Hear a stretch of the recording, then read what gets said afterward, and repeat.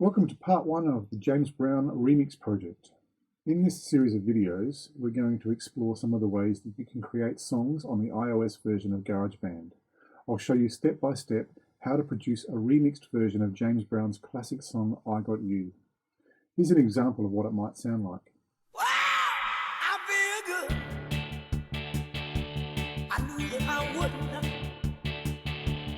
I feel good. I knew that I wouldn't. So good, so good. I got you.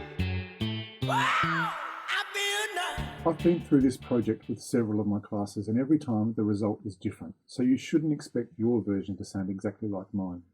You should explore all the elements of GarageBand and create something that resonates with you. In this version, I've only added guitar, bass, and drums, and a brass section. You might like to add keyboard, strings, world instruments, or even your own vocals, whatever you think works. Okay, let's get started. Begin by opening the template. I've set the project up so it's at 145 beats per minute in 4/4 time and in the key of D major. The chords we're going to use are D7, G7, A7, and a D9 chord at the very end. In the notepad, under the settings, you'll find the basic chord structure and the form of the song in case you need to refer to it. In case you weren't aware, the structure of each chorus is a 12-bar blues in D, and a variation of that in the verses. The form of the song is 2 choruses, a verse, another chorus, another verse, and then 2 choruses to finish off with a little tag at the end. I'm going to start by recording my guitar part. Double tap on the guitar icon to the left and it should take you to the guitar. I've gone with Roots Rock Guitar and have the autoplay set to number 4. Throughout this project, I encourage you to explore other options such as different guitars and autoplay settings. Move the play head to bar 3 so that James can sing his famous pickup before the band comes in. When you're ready, tap the red circle in the control bar at the top of the screen and tap on the strip underneath the appropriate chord. It's a good idea to have the metronome on during the recording so you're not relying on the vocals for time.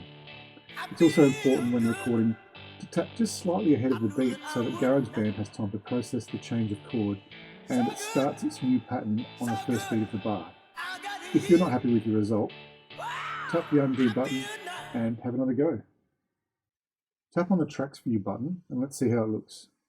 You should see a number of blocks of notes changing at the start of bars 7, 9, 11 and 12. I'm referring to the numbers in the ruler at the top of the screen, not the bar in the 12-bar blues. If any are out of alignment, zoom in and tap and drag them left or right so they sound right to you. So good. I got you. One of the elements that I want to keep from the original recording is the hits that the band does in bars 9 and 10 of the blues form. The hits are on beats 2 and 3. I'm going to manually fix that. Your recording may look quite different from mine, but what I'm doing is aligning all the notes from the A7 chord in bar 11 to be on beat 2, and I'll make them all about the same length. If you tap and hold, you'll get a bouncing box that allows you to select multiple notes at once. Let's get rid of the rest of these notes because I'm going to add them in manually. While the selected notes are highlighted, you can tap on one of them and choose Copy or Delete. I'll copy my A7 chord to beat 3. Move the playback head to beat 3, tap the screen and choose Paste.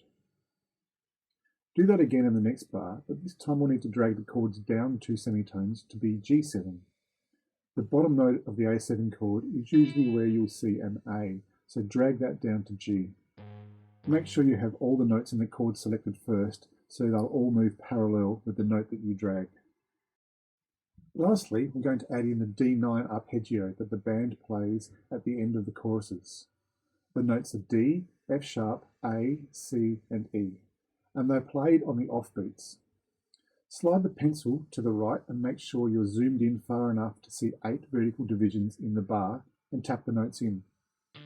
Once you've set the length of the first note, the rest of the notes will default to that length too.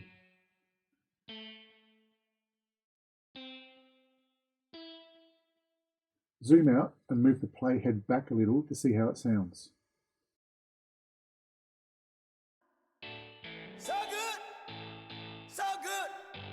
I got you. Wow, I feel nice. Lastly, let's trim the length of the guitar region to be exactly 12 bars long. Tap on the region and drag the end to be finishing at the start of bar 15. Well, that's it for my guitar part. Next, we'll do the bass.